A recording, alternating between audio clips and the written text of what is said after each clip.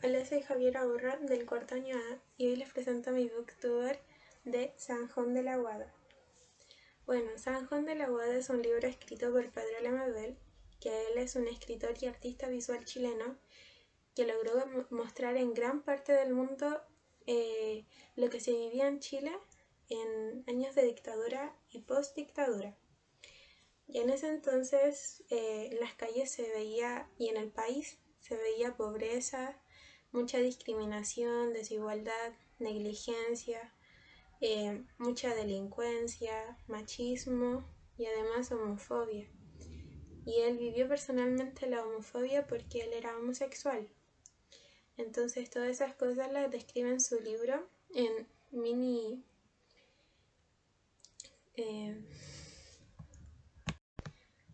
las describe en su libro en crónicas que están divididas en 7 capítulos con 50 crónicas en total. Una de ellas es una solo de fotografías de que muestra las demás crónicas. Por ejemplo, les voy a dejar una imagen por acá. Él nació en el San Juan de la Guada en el año 52 y vivió siempre en comunas periféricas.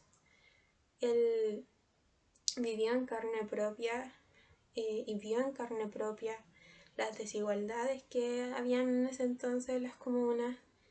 Veía la pobreza, los robos, la prostitución y el esfuerzo de mucha gente por sobrevivir. Él, siendo un pedagogo, porque estudió artes visuales en la universidad, fue discriminado también en la época de cuando empezó a trabajar en liceos. Lo echaron de 2 liceos por ser homosexual y él se aburrió de esa discriminación, que decidió solo hacer talleres literarios, él, por cuenta propia. Gracias a eso igual él pudo, a lo largo de su carrera, pudo escribir muchas crónicas, porque él se caracteriza por escribir demasiadas crónicas, que pueden leer por acá, todas las crónicas. También él consiguió 2 premios muy importantes, que era Anna Seger y premio José Donoso en el año 2006 y el 2013.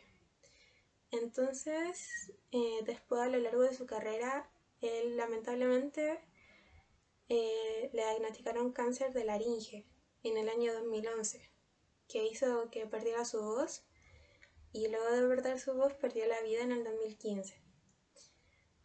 Bueno, yo ahora les hice una breve biografía de quién era Pedro, y ahora les voy a explicar la crónica que elegí para mi booktuber. En sí yo no voy a explicar todo el libro, porque voy a explicar solo una de las 50 crónicas que hay en el libro. Entonces, la que yo voy a hablar es Los duendes de la noche. En sí el relato, Pedro lo formó con una forma de narrador omnisciente. Los temas, como antes nombré, son de población, pero también lleva un tema súper centrado en los niños que viven en centros de menores, en niños que viven en hogares que sufren maltratos, por ejemplo tienen papás alcohólicos o drogadictos, y muestra como la historia de esos niños. Muestra que los niños sufren maltratos, violaciones, pobreza, drogadicción y prostitución. Se prostituyen los niños. Durante la vida de esos niños están en riesgo de esas cosas dentro y fuera de los centros, en sus hogares malos. Entonces, él demuestra que lo que viven ellos a su corta edad de 5 años hasta 14 años. Entonces es súper fuerte su relato porque muestra cosas demasiado fuertes en ámbitos de violaciones a los niños. Él dice que los niños son violados por sus padrinos, por sus educadores, por el cuidador del centro o por los mismos compañeros. Entonces es demasiado fuerte lo que se vive en ese entonces y se sigue viviendo ahora en los centros de Sename. Él explica igual que muchos de los niños que sufren violaciones desatan su sexualidad contra más pequeños cuando ya son más grandes. Entonces, él lo explica de palabras más fuertes, pero es como más que nada siguen el siglo de lo que se vive. Él demuestra que claramente esos lugares no son seguros y intenta hacer un énfasis en que se vea eso, porque uno siempre ve en la tele, niño de 14 años del Sename participó en portonazo. Y entonces uno piensa, ¿qué está pasando ahí? ¿Por qué? Y la tele no te dice lo que pasa realmente. Uno se entera de las cosas que pasan en Sename o en hogares de palabras. Entonces no hay como algo, una institución que los ayude a ellos. No sé si me explico. Bueno, él explica también historias de los niños de cómo son capaces de poder conseguir dinero entre ellos para drogas, más que nada, o adicciones que tienen, que lo forman en la calle, porque o sea, en la calle, en la pobla, lo único que vaya a tener cercano para salir de tu ambiente malo es la droga, el alcohol. Entonces él explica que, por ejemplo, para un niño ganar plata para eso, o para surgir algunos, roban una billetera, sacan la plata y fácilmente pueden gastarse esa plata, o algunos compran chicle o las famosas gomitas de eucalipto y las venden, y con esa misma plata sacian su necesidad de adicción. También él dice que, o sea,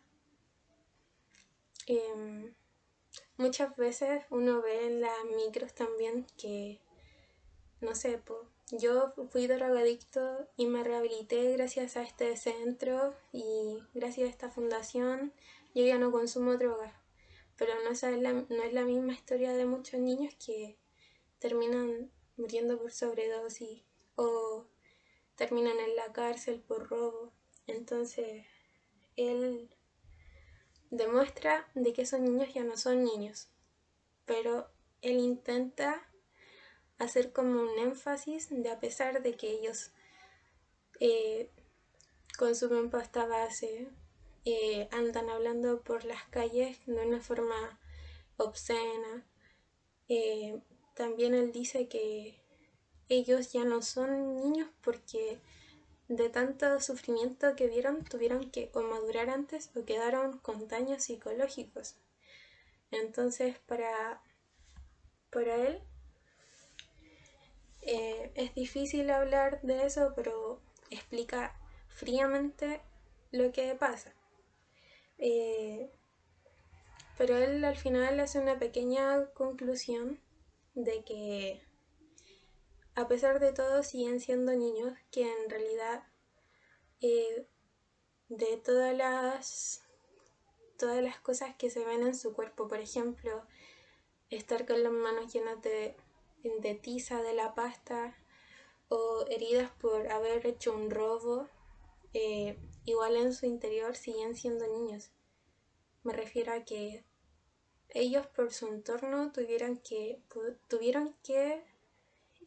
buscárselas por sí mismos, y al no tener una base de ellos como de una moral, ellos buscan lo más fácil, que lo más alcanzable que hay, que es tener mala junta, andar drogándose, prostituyéndose. Muchas niñas se prostituyen para tener plata, hasta para comer, porque son niños que están hasta desnutridos.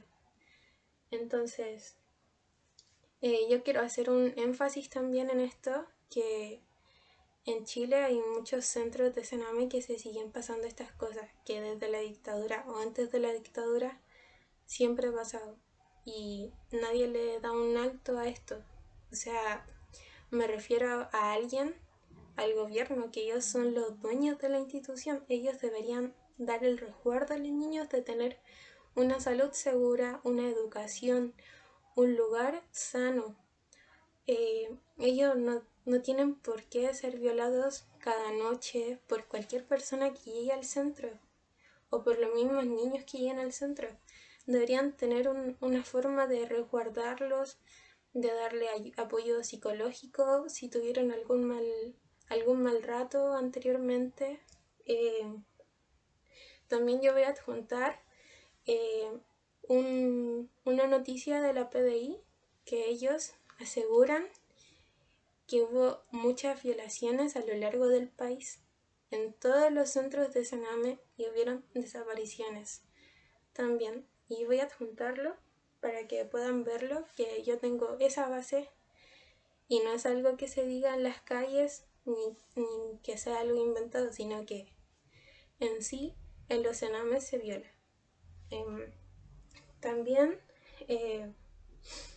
quiero hacer un énfasis, yo siempre pienso esto de que muchas personas hablan mal de que me están haciendo portonazos, ¿por qué son tan malos? Pero uno no ve lo que hay detrás de la persona.